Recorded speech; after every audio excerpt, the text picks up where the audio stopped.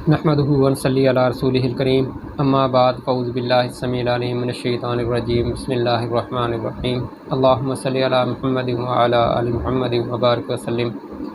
अस्सलामु अलैकुम व रहमतुल्लाहि व बरकातुहू। नाज़रीन, मैं हूँ हाफ़िज़ मोहम्मद हसन रज़ा एडवोकेट और आप देख रहे हैं लीगल हेल्प विद हाफ़िज़ मोहम्मद हसन रज़ा। हमारा मौज़ू हुक्म इम्तनाई पर चल रहा है। पिछली वीडियो में हमने बयान किया था कि कब हुक्म इम्तनाई दवामी जो है वो जारी किया जा सकता है। तो आज हम इस मौजू पर बात करेंगे कि कब हुक्म इम्तनाई दवामी जो है वो जारी नहीं किया जा सकता। परपेचुअल इंजेक्शन व्हेन रिफ्यूज़्ड, उसके लिए दफ़ा 56 कानून दादरसी ख़ास है कि जिसमें उन अमूर पर बहस की गई है कि जिनके तहत हुक्म इम्तनाई दवामी जारी नहीं किया जा सकता। तो उसकी तफसील जानने के लिए हमें सबसे पहले किसी अदालती कार्रवाई को रोकने के लिए हुक्म इम्तनाई दवामी जारी नहीं किया जा सकता जो बवक्त दायरगी मुकदमा ज़ेर समात हो, सवा इस सूरत में जब कसरत कार्रवाई की वजह से ऐसा करना ज़रूरी हो। इसके लिए अदालत आलिया कलकत्ता AIR 1953 कलकत्ता सफ़ा 377 पर करार देती है कि जहां मुद्दईयान ने यह दावा किया कि अराज़ी मुतदाविया से इनका मुफाद वाबस्ता है और साबका जारी होने वाली तकसीम की डिग्री इस वजह से गैर मौसर थी कि वो फरीक मुकदमा ना बनाए गए थे और उन्होंने अदालत के ज़रिए इस डिग्री पर अमल दरामद रुकवाने के लिए मुद्दा अलैहान के ख़िलाफ़ हुक्म इम्तनाई आर्जी की इस्ता की। तो करार दिया गया कि दफ़ा 56 के तहत ऐसा कोई इख्तियार ना है कि अदालत किसी फरीक को अदालती कार्रवाई से बाज रहने का हुक्म दे। यानी कि अगर कोई कार्रवाई अदालत में चल रही हो तो उस कार्रवाई को स्टे करवाने के लिए हुक्म इम्तनाई का इजरा नहीं किया जा सकता। लेकिन इसमें सिर्फ़ एक इस्तस्नाई सूरत है कि जब अदालत अपील में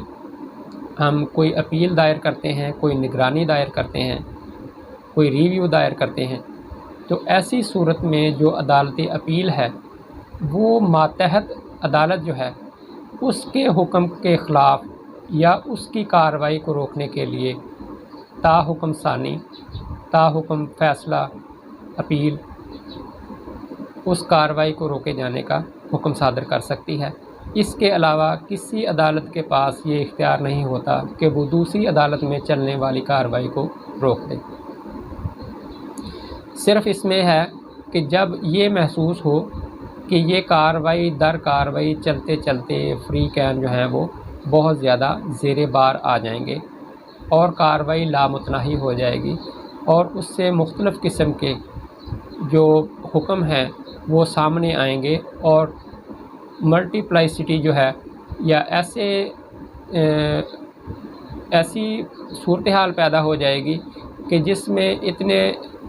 जंजाल पैदा हो जाएंगे कि उनको सुलझाना, ऐसी गुत्थियाँ बन जाएंगी जिनको सुलझाना जो है वो नामुमकिन हो जाएगा। तो ऐसी सूरत में अदालत जो है वो हुक्म देती है कि कार्रवाई जो है उसे रोक दिया जाए। दूसरी सूरत इसमें है कि किसी ऐसी अदालत में किसी कार्रवाई को रोकने के लिए जो उस अदालत के जो ऐसा हुक्म इम्तनाई जारी करे मातहत ना हो। मसलन एक सिविल अदालत जो दर्जा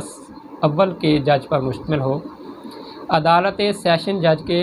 ख़िलाफ़ कार्रवाई रोकने के लिए हुक्म इम्तनाई जारी नहीं कर सकती। जैसे कि मैंने पहले आपको गुजारिश की है कि सिर्फ़ अदालत अपील जो है या अदालत निगरानी इस बात के लिए मजाज़ है कि वो अपनी मातहत अदालत के किसी हुक्म को सस्पेंड कर दे और उसमें कार्रवाई जो है उसे रोक दे। लेकिन अगर कोई भी अदालत जो है उसका स्टेटस जो है वो इक्वल है या उसका दर्जा कम है, वो अपने से बड़े दर्जे के लिए या अपने बराबर दर्जा को किसी भी सूरत में काम करने से नहीं रोक सकती। सेशन अदालत जो है वो सिविल कोर्ट को रोक सकती है, लेकिन सिविल कोर्ट जो है वो सेशन कोर्ट को नहीं रोक सकती। अब जो सीनियर सिविल जज साहब हैं वो क्योंकि सिर्फ इंतज़ामी अमूर की हद तक सीनियर होते हैं, बाकी उनका स्टेटस जो है वो सिविल जज के बराबर होता है। तो अब सिविल जज साहब जो हैं वो किसी सूरत में भी स्टे ऑर्डर जारी नहीं कर सकते।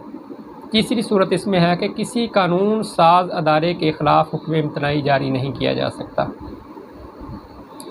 यानी कि एक अदारा जो है वो कानूनी तौर पर बाइख्तियार है और वो अपने फ़राइज़ मनसबी आज़ादाना तौर पर सर अंजाम देने का हक़ रखता है, तो ऐसी सूरत में उस कार्रवाई को रोकने का हुक्म सादर नहीं किया जा सकता। जैसे कि एक तहसीलदार साहब जो हैं वो किसी तकसीम अराज़ी में ख़ुद मुख्तार हैं और वो तकसीम की कार्रवाई कर सकते हैं। अब सिविल कोर्ट जो है वो उसे नहीं रोकेगी कि आप तकसीम की कार्रवाई नहीं कर सकते, मासिवाए चंद इस्तिस्नाई सूरतों के कि जब ये बात सामने आ जाए कि जो शख्स तकसीम की कार्रवाई करवाना चाहता है उसका टाइटल जो है वो डिस्प्यूटेड है, तो ऐसी सूरत में अदालत दावा इस्तक़रार हक़ के तहत कार्रवाई रोकने का हुक्म सादर कर सकती है। अदरवाइज़ अदालत के पास ये इख्तियार नहीं है या अदालत ये मुनासिब ख्याल नहीं करती कि वो कार्रवाई को रोक दे। चौथी सूरत इसमें है कि किसी फ़ौजदारी कार्रवाई से बचने या फ़ौजदारी कार्रवाई को काल अदम करार देने के लिए हुक्म इम्तनाई जारी नहीं किया जा सकता, यानी जो फ़ौजदारी कार्रवाई है, जितनी भी फ़ौजदारी कार्रवाई हैं उनमें किसी तौर पर भी हुक्म इम्तनाई जारी नहीं किया जा सकता। सिर्फ़ एक सूरत होती है कि जब सज़ा को सस्पेंड कर दिया जाए, तो ऐसी सूरत में हुक्म इम्तनाई की सी सूरत हाल पैदा हो जाती है और उस पर अमल दरामद उस वक्त तक नहीं होता जब तक कि अपील फ़ैसला नहीं हो जाती। इसके अलावा फ़ौजदारी कार्रवाई में किसी किस्म का हुक्म इम्तनाई का कोई तसव्वुर मौजूद नहीं है।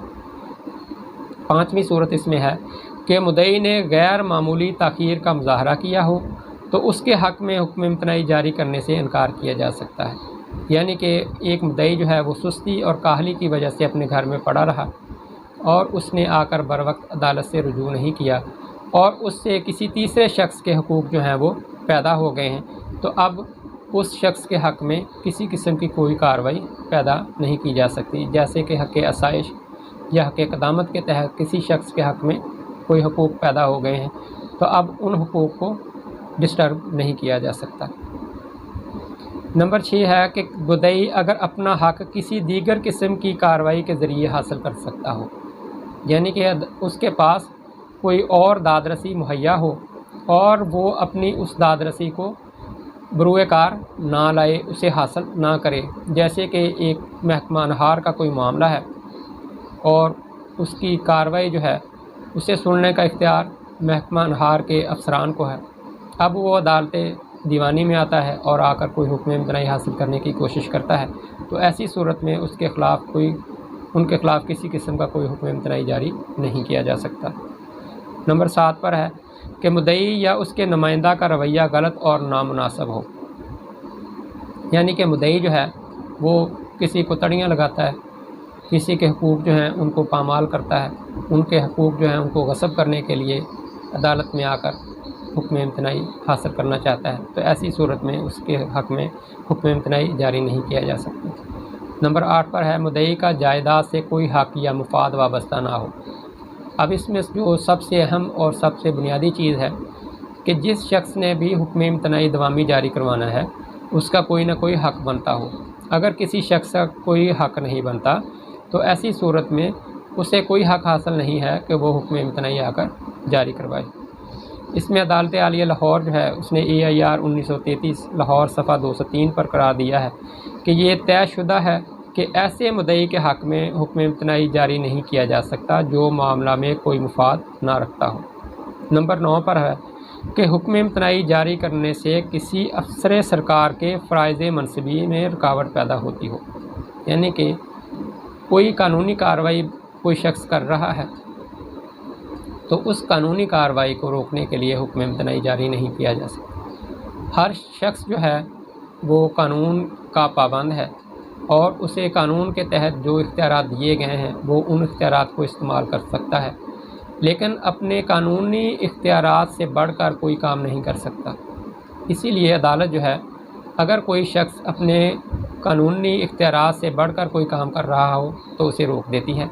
लेकिन अगर कोई शख्स कानूनी اختیارات جو ہیں ان کو استعمال کرتے ہوئے کوئی کام کر رہا ہو تو ایسی صورت میں عدالت اسے روکتی نہیں ہے۔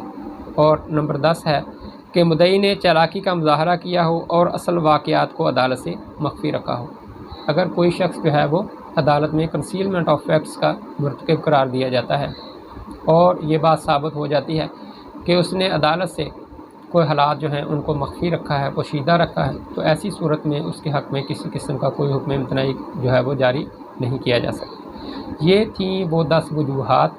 کہ جن صورتوں میں عدالت حکم امتناعی جاری نہیں کرتی اور حکم امتناعی دوامی کی ڈگری جو ہے وہ جاری کرنے سے انکار کر دیتی ہے۔ انشاءاللہ العزیز آئندہ ویڈیو میں ہم حکم امتناعی تاکیدی جو ہے مینڈیٹری